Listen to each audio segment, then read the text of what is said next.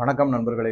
இந்த வீடியோல பாரத பிரதமர் சமீபத்தில் 5 நாள் பயணமாக ஐரோப்பிய நாடுகளுக்கும் யுனைடெட் அரப் எமிரேட்ஸ் ஐக்கிய அமீரகம் அதற்கும் போயிட்டு வந்தார். அதை பற்றின சில தகவல்களை உங்க கூட ஷேர். இது அவர் போட்ட ஒப்பந்தங்கள் அது எல்லாமே உங்களுக்கு பப்ளிக்ல எல்லாமே தெரிஞ்சிடும். இதற்கு பின்னாடி காங்கிரஸினுடைய நடவடிக்கை, அதனுடைய உள்குத்து, அதுக்கப்புறம் அமெரிக்காவினுடைய டீப் ஸ்டேட்டு, அதுக்கப்புறம் அமெரிக்காவினுடைய சிஐஏ, குறிப்பா நார்வே அப்படிங்கிற நாட்டில் நடந்த பல அருவருக்கத்தக்க செயல்கள் பத்திரிகையாளர்களாக இந்த மாதிரிலாம் சிலதை உங்க கூட ஷேர் பண்ணலாம். இது எதுக்காக இதை எடுத்தேன்னா, போன வீடியோல எப்படி பாரத நாட்டுக்கு ஒரு அவமானமோ, இந்த ஹியூமிலியேஷன் சொல்றது இல்ல, பாரத தலைவர்களுக்கு தேர்ந்தெடுக்கப்பட்ட ஜனநாயக முறையில் தேர்ந்தெடுக்கப்பட்ட பிரதம மந்திரி ராஜீவ் காந்தியா இருக்கட்டும், மன்மோகன் சிங்கா இருக்கட்டும், இந்திரா காந்தியா இருக்கட்டும், PV நரசிம்மராவ் அவர்களுக்கெல்லாம் பாரதிய ஜனதா பார்ட்டியிலிருந்து எந்த மாதிரி ஆதரவு கொடுத்தாங்க, எந்த மாதிரி மதிப்பு மரியாதை கொடுத்தாங்க,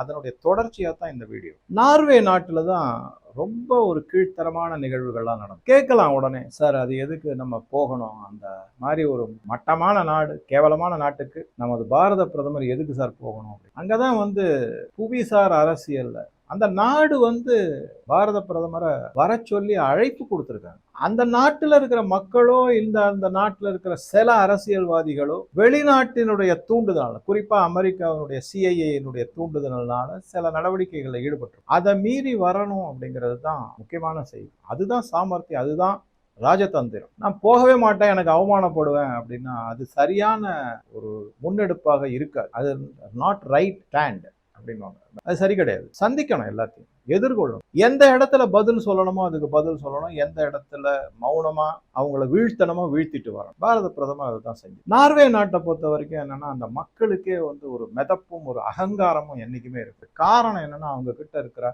அபரிமிதமான சொத்து, பணம். அது எப்படி வந்தது அப்படின்னா, ஒரு சின்ன பேக்ரவுண்ட். நார்தர்ன் சி அப்படின்னு சொல்லுவோம். அதாவது ஆர்டிக் ஓஷனுக்கு கீழே அட்லாண்டிக் ஓஷனுக்கு மேல அந்த நார்தர்ன் சீல நார்வே மிகப்பெரிய அளவிலான எண்ணெய் மற்றும் எரிவாயு வளங்களை கண்டுபிடிச்சிருக்கு. எப்ப 1960 இருந்து. ஆனா சாமர்த்தியமா என்ன பண்ணிட்டாங்கன்னா, அந்த நார்வே அந்த வளங்கள் எல்லாத்தையும் நாட்டுடைமை ஆக்கினாங்க. எல்லாம் குயமுறையான்னு கத்துறாங்கல்ல, டாக்ஸ் போட்டுட்டாங்க. ஒரு தகவலுக்காக சொல்றேன், 75% அந்த எண்ணெய் சுத்திகரிப்பு ஆலைகள் மீது விதிக்கப்பட்ட வரி நார்வே அரசுனால இங்க 78% ஆயிருக்கு.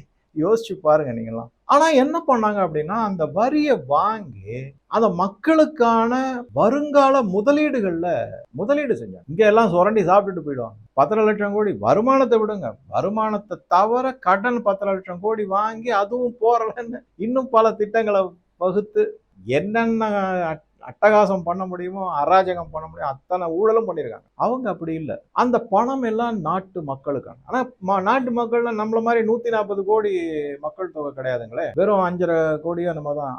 சரி, அது கூட இல்லைன்னு நினைக்கிறேன். 5.5 மில்லியன் படிச்சேன். 1 மில்லியன் 10 லட்சம், 55 லட்சமா என்னமோ தான். 1 கோடிக்கு கீழே தான் நார்வேனுடைய. அதனால என்ன ஆகுதுன்னா, அபரிமிதமான பணம். அவங்க எப்படி முதலீடுகள்லாம் செய்யறாங்கன்னா, மைக்ரோசாஃப்ட், நெஸ்லே, அந்த மாதிரி மேகி, நெஸ்லே கம்பெனியோட தான் லெஃப்ட் ரைட் நம்ம பசங்க சாப்பிடுது. ஒரு நாளைக்கு ஒரு பேக்கெட் மேகி யூஸ் பண்ணாத ஃபேமிலி இருந்துச்சுன்னா எனக்கு சொல்லுங்க. அது அதிசயம். Nestle, Coca Cola, Pepsi Cola, இந்த மாதிரி பெரிய கம்பெனி அதுல எல்லாம் முதலீடு செய்யறாங்க. அந்த மாதிரி அவங்க செஞ்சிருக்கிற முதலீடு மட்டுமே, கம்பெனிகள்ல செய்யப்பட்ட முதலீடுகள் மட்டுமே $1200 பில்லியன். அதை நீங்க 9500ஆல மல்டிப்ளை பண்ணீங்கன்னா எவ்வளவு ரூபான்னு வரும்? அவ்வளவு பணம். அப்ப என்ன ஆகுது? அது எல்லாமே அந்த கம்பெனி ஷேர்ல முதலீடு செய்யும் போது அதனுடைய பங்கு விலை மார்க்கெட்ல அபரிமிதமா ஏறும். அதுல வர லாபம், இந்த மாதிரி திறமையான முதலீடு, மக்களுக்கான பாதுகாப்பு, அந்த மாதிரி வர பணத்தை வச்சு பத்திரிகையாளர்கள் பத்திரிகைகளுக்கு நிறைய நிதி உதவி கொடுக்குறாங்க. சப்சிடின்னு சொல்றாங்கல்ல. பல பத்திரிகைகள் அரசாங்கத்தினுடைய உதவினாலதான் நார்வேல இயங்கி கொண்டு இருக்கு. இல்லைன்னா அவங்களுக்கு எல்லாம் நஷ்டமாயிடும், இழுத்து மூடிட்டு போக வேண்டியது. ஆனா அரசாங்கம் அவங்களுக்கு உதவி செய்யறாங்க. மக்களுக்கும் அதே மாதிரி சோசியல் செக்யூரிட்டி இதெல்லாம் இருக்கு. இந்த மாதிரி ஒரு செட்டப்ல அந்த மக்களுக்கு இயற்கையாகவே ஒரு அகம்பாவம், ஒரு மிதப்பு, ஒரு அகங்காரம் எல்லாமே இருக்கு. அதை வச்சு எப்பவுமே ஒரு ஃப்ரீடம் ஆஃப் எக்ஸ்பிரஷன், அதாவது பேச்சு உரிமை, எழுத்து உரிமை, எல்லாமே சுதந்திரம். எதை வேணா பேசலாம், எதை வேணா செய்யலாம், அந்த மாதிரி. அதனால என்ன பண்ணிருக்காங்க அப்படின்னு, பாரத பிரதமர் நார்வேக்கு போவதுக்கு முன்னாடி ஒரு கார்ட்டூன் போட்டிருந்தாங்க. ஒரே இடியும் மின்னலுமா இருக்கு. அந்த கார்ட்டூன் எப்படி போட்டிருந்தாங்கன்னா, பாரத பிரதமர் மோடிய ஒரு பாம்பாட்டி மாதிரி மகுடி வச்சுட்டு ஊதிக்கிட்டு இருக்காரு. எதிர்த்தாப்புல வந்து ஒரு கூட மாதிரி இருக்கும்ல, பாம்பாட்டியினுடைய கூட, அதுல பாம்பு, அதை எடுத்து படம் எடுத்து ஆடுற மாதிரி ஒரு கார்ட்டூனை போட்டாங்க. இது ஒரு மிகப்பெரிய அவமானம். எதுக்காக அதை போட்டாங்க அப்படின்னா, 2014 15 பாரத பிரதமர் வந்து அமெரிக்காவில் இருக்கக்கூடிய மேடிசன் ஸ்கொயர்ல ஒரு பொது நிகழ்ச்சியில கலந்துக்கிட்டாரு. அந்த இடத்துல அவர் என்ன சொன்னாருன்னா, இந்தியா இனிமேல் ஸ்னேக் சார்மர் கிடையாது, மவுஸ் சார்மர், பாம்பாட்டி கிடையாது, கம்ப்யூட்டரோட மவுஸை வச்சு ஆட்டுறவங்க உலகத்துல நாங்க அந்த அளவுக்கு வளர்ந்திருக்கோம். இந்தியாவின் கம்ப்யூட்டர் தொழில்நுட்பத்தை யாராலையும் தவிர்க்க முடியாது. அந்த மக்கள், அந்த டெக்னாலஜியில இருக்கிறவங்க, இந்த நிபுணர்களையும் உலகத்துல தவிர்க்கவே முடியாத ஒரு நிலையில கொண்டு அப்படிங்கிற மாதிரி பேசினார். அதை கிண்டல் அடிச்சு தான் இந்த மாதிரி ஒரு கார்ட்டூனை போட்டிருக்காங்க. இதை உடனே என்ன பண்ணிட்டாங்கன்னா, ஆக்சுவலா என்ன பண்ணிருக்கணும், இது தவறுன்னு சொல்லி ராகுல் காந்தியோ காங்கிரஸ்ல இருக்கிற மற்ற தலைவர்களோ, இல்ல அவருக்கு அடிவருடியா நாய்க்குட்டி மாதிரி அவர் பின்னாடியே போடுற பிஸ்கெட்டுக்காக ஓடிக்கிட்டு இருக்கிற பத்திரிகையாளர்களோ அதுக்கு வந்து கண்டனம் தெரிவிச்சு, இது நாட்டினுடைய பிரதமர், இது மாதிரி நீங்க சொல்லக்கூடாதுன்னு சொல்லியிருக்கணுமா? சொல்லல. உல்டா அவங்க எல்லாம் என்ன பண்ணிட்டாங்கன்னா, அதுக்கு ஆதரிச்சு இன்னும் நகைச்சுவையா பாரத பிரதமரை மேலும் மேலும் கிண்டலும் கேலியும் நையாண்டியும் செஞ்சிருக்காங்க. இதனாலதான் போன வீடியோல நான் சொன்னேன், பாரதிய ஜனதா கட்சியினுடைய தலைவர்களும் அரசியல்வாதிகளும் எப்பேற்பட்ட ஒரு நாட்டுப்பற்றோட இருக்காங்க.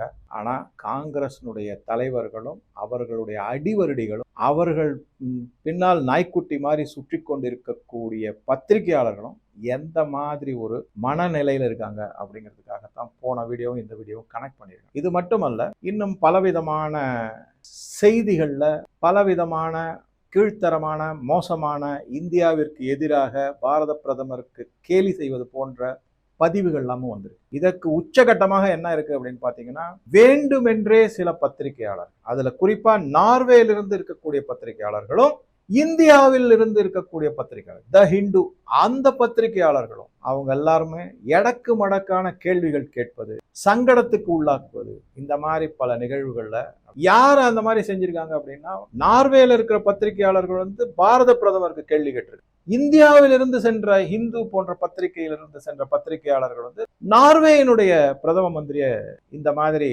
ஒரு கீழ்த்தரமான கேள்விகள் மூலமாக மடக்க பார்த்திருக்காங்க. 2 பிரதம மந்திரிகளுமே மௌனம் சாதித்து விலகிவிட்டார்கள். இதுவுமே பெரிய சர்ச்சைக்கு உள்ளாக்கப்பட்டுள்ளது. இந்த மாதிரி பல விஷயங்கள் நடந்திருக்கு. நம்ம எல்லாருக்குமே தெரியும், ஐரோப்பியர்களும் சரி, அமெரிக்கர்களும் சரி, இங்கிலாந்துக்காரர்களும் சரி, எந்த நாட்டின் மீதும் ஆக்கிரமிப்பு செய்து அங்கு இருக்கக்கூடிய நாகரிகம், பழங்குடியின மக்கள், நேட்டிவிட்டிஸ் சொல்லக்கூடிய அவங்க எல்லாரையும் பூண்டோடு ஒழித்து அழித்து அந்த நாகரிகத்தின் மேல, அழிக்கப்பட்ட நாகரிகத்தின் மேல தங்களுடைய கோட்பாடுகளையும் கொள்கைகளையும் பரப்பி நார்வே எந்த விதத்திலுமே குறைஞ்சதே கிடையாது.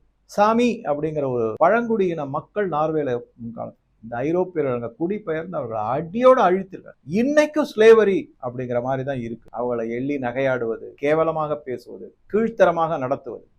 நம்மலாம் இங்க என்னமோ பேசிக்கிட்டு இருக்கோம், ஏதோ வெள்ளக்காரன் வந்துதான் வந்து இங்க சமூக நீதியை கொடுத்தான் அப்படின்னு. போய் பார்க்கணும். நீங்க மிக மிக மோசமான நிலைமையில நடந்துட்டு இருந்தது. அதெல்லாம் சொன்னா பல பேருக்கு பிடிக்காது. என்னமோ அவன் தான் வந்து நமக்கு நாகரிகம் கற்றுக் கொடுத்தான், நமக்கு அவன் தான் வந்து சமூக நீதி கற்றுக் கொடுத்தான் அப்படின்னு. போய் பாருங்க, ஆப்பிரிக்காலலாம் எந்தெந்த மாதிரிலாம் நடந்திருக்காங்க. இன்னைக்கு நான் சொல்றேன், சோமாலியா, சூடான் முதலில் கிறிஸ்துவம் பரப்பப்பட்டு கிறிஸ்துவமயமாக்கப்பட்ட நாடுகள். அங்கெல்லாம் பஞ்சத்திலையும் பசியிலையும் பிணியிலையும் பட்டினிலையும் மக்கள் செத்துக்கிட்டு இருக்காங்க. கேட்டா வந்து ஏதோ நாங்க ஆசீர்வாதம் பண்றோம், அத்தை பண்றோம், அங்க போய் பண்ணுங்களேன். அந்த மாதிரிதான் முதல் கிறிஸ்துவமயமாக்கப்பட்ட நாடு சூடான்லாம். அங்க இன்னைக்கு இருக்கிற நிலைமை நீங்க போய் பாருங்க, இல்ல பத்திரிகையிலே படிக்கலாம். முதலாக கிறிஸ்துவமயமாக்கப்பட்ட நாடு உலகத்தில் மிக அதிக அளவு, மோசமான அளவில் பசியிலும் பட்டினியிலும் பிணியிலையும் துன்பப்பட்டு கொண்டிருக்கு. ஏன் இந்த பாதிரிமார்கள் எல்லாம் போய் அங்க பிரார்த்தனை செஞ்சு அவங்க வாழ்க்கையை முன்னேற்றக்கூடாது? இதெல்லாம் நான் எதுக்காக இந்த மாதிரி இவ்வளவு கொஞ்சம் கடுமையா யூஸ் பண்றேன் அப்படின்னா, இந்த மிஷனரிகள் ஸ்ரீலங்கால என்ன செஞ்சுக்கிட்டு இருக்காங்களோ அதை தமிழ்நாட்டுல நடத்துறதுக்காக கொண்டு வந்து அதற்கான பரப்புரைகள்லாம் ஒவ்வொரு நாட்டில இருந்தும் ஒவ்வொரு ஆங்கிள் இருந்தும் இந்த மாதிரி எல்லாம் நடத்தப்படும். அதுல குறிப்பா வந்து அமெரிக்காவுடைய CIA, டீப் ஸ்டேட், இந்த நார்வே போன்ற நாடுகள் அதுல குறிப்பா முனைப்பா இருக்காங்க. அங்க இருக்கக்கூடிய பத்திரிகைகள் அவங்கெல்லாம் இந்த மாதிரி செஞ்சுட்டு இருக்காங்க. தான் முக்கியமான செய்தி. நம்ம எல்லாருக்குமே தெரியும் எப்பேற்பட்ட ஒரு அகங்காரம் மிகுந்த மக்கள். அவங்களுடைய ஜம்பம் ஆனா ட்ரம்ப் கிட்ட பலிக்கல. அவர் அடிமைகள் மாதிரி நிக்க வச்சிருந்தாரு, உட்காரத்துக்கு சேர் கூட கொடுக்கும். ஆனா இந்தியால வந்தபோது எப்படி பாரத பிரதமர் உர்சுலா வான் டெர் லியன் ஐரோப்பிய யூனியனுடைய தலைவி அவங்களை என்ன மாதிரி ட்ரீட் பண்ணாங்க, மிக வானளாவ புகழ்ந்துட்டு போனாங்க. அது மரியாதை. அதுதான் அந்த மாதிரி நம்மளுடைய கோட்பாடுகளும் கொள்கைகளும் மதிப்புகளும் மரியாதைகளும் நம்ம கடைபிடிக்கிறோம். ஜெய்சங்கர் அடிக்கடி சொல்லுவார், யூரோப்பியன்ஸ் முதல்ல தங்களுடைய மனநிலையை மாற்றிக்கணும் அப்படின்னாரு. அடிக்கடி இதை சொல்றாரு.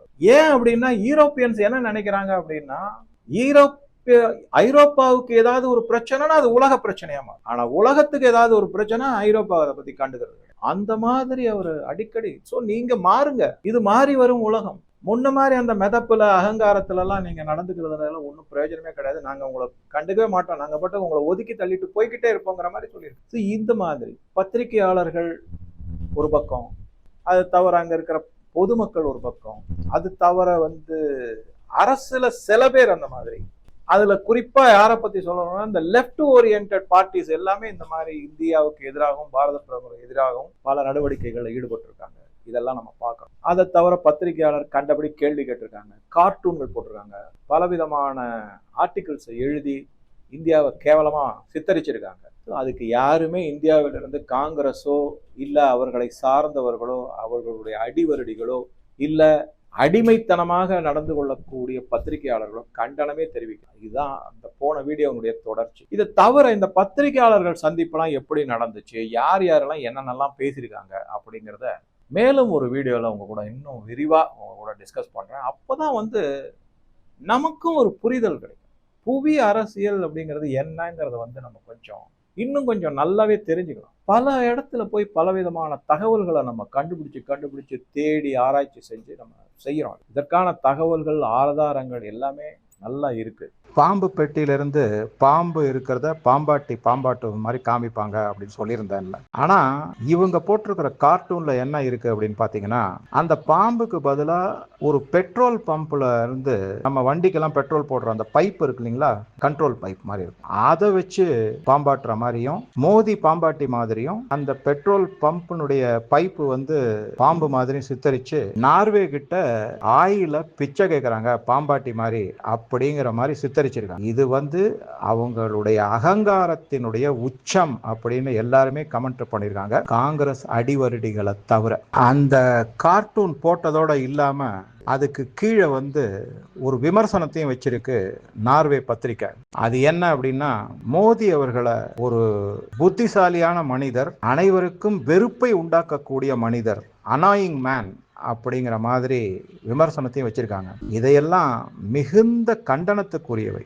நார்வே மற்றும் பல ஐரோப்பிய நாடுகள் எல்லாத்துலேயுமே இந்த மாதிரி ஒரு ரேஷியல் கமெண்ட் அப்படின்னு சொல்லுவாங்க, ரேஷியல் அபியூஸ் அப்படின்னு சொல்லுவாங்க, அதை நடத்திருக்காங்கிறது தான் வருத்தமான செய்தி நம்ம எல்லாருக்கும். இந்த கார்ட்டூனை வரைந்த மார்வின் ஹலன்கர் அப்படிங்கிறவருடைய மனநிலையை மட்டுமல்லாம ஒட்டுமொத்த நார்வே மக்களினுடைய காலனி ஆதிக்க மனப்பான்மையையும் இந்தியாவினுடைய வளர்ச்சி மற்றும் 140 கோடி மக்களினுடைய மதிப்பு மரியாதை எல்லாவற்றையும் ஒரு மாதிரி அவமானப்படுத்துவதாகவும் உள்ளதுன்னு பல பேர் கருத்து தெரிவிச்சிருக்காங்க. முன்னாள் தூதர்கள், பல பத்திரிகையாளர்கள். ஆனா காங்கிரஸ் சொல்லல. இதுதான் முக்கியமான செய்தி. இந்த வீடியோ பற்றி உங்கள் கருத்துக்களை பதிவிடவும். நன்றி, வணக்கம்.